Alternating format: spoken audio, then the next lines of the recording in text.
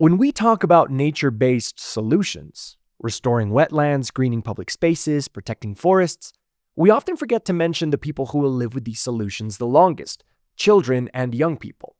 And we shouldn't forget them. Today's children spend less time outdoors than any generation before.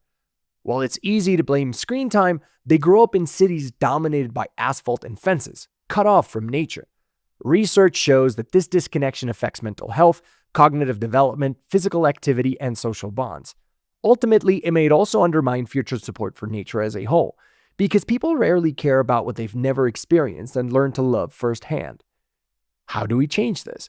What barriers keep children and youth away from nature? Let's explore two real-world cases from the TRANS-lighthouses project. Our first story comes from Barcelos, Portugal. This municipality wants to turn school playgrounds into natural spaces, swapping synthetic surfaces for trees, grass, and natural play areas. But some parents and teachers resist. They see nature as risky, afraid of falling branches or uneven ground. To many, a modern playground is plastic, fenced, and controlled, not green, open, or wild. Plus, adults feel insecure about responsibility frameworks, so the perception of risk is not just about injuries, but also about lawsuits and workplace liability. As it were, to play it plastic is to play it safe. Our cultural ideas of safety, progress, and comfort often leave nature out. But here's the paradox. By trying to make things safer, we may be depriving children of the very connection with nature that could make them healthier and more resilient in the long run. Policymakers can help parents, teachers, and colleagues to see that greening schools and public spaces would be the natural choice. And this happened in Barcelos. Awareness-raising sessions were held for parents, teachers, and students with a very positive outcome. Some parents wanted to help develop the students' ideas for new nature-based playgrounds. And eventually, the students came up with a set of proposals using a participatory methodology, which were put to a vote by all the students in the school.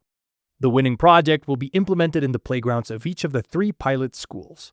And there's a second lesson here. Even if adults support nature-based solutions, we can't assume that children will instantly connect with them. In Upper Allgäu, Germany, foresters have long offered school visits and nature education programs, but many young people lost interest quickly.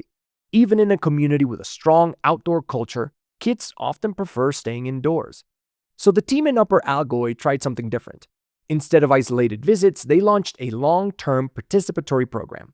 They invited students to design their own forestry activities, take ownership, and connect their work to local businesses, turning time in the forest into a space for building skills, getting connected, developing leadership, and career opportunities.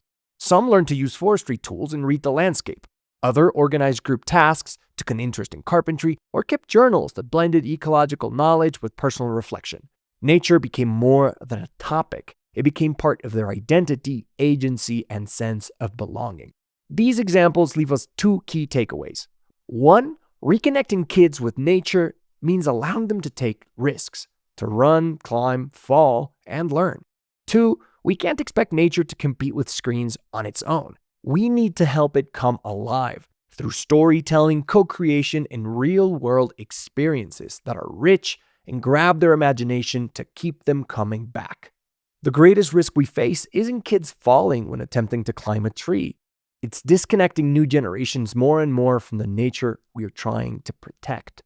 Read more about this on the Trans Lighthouse website.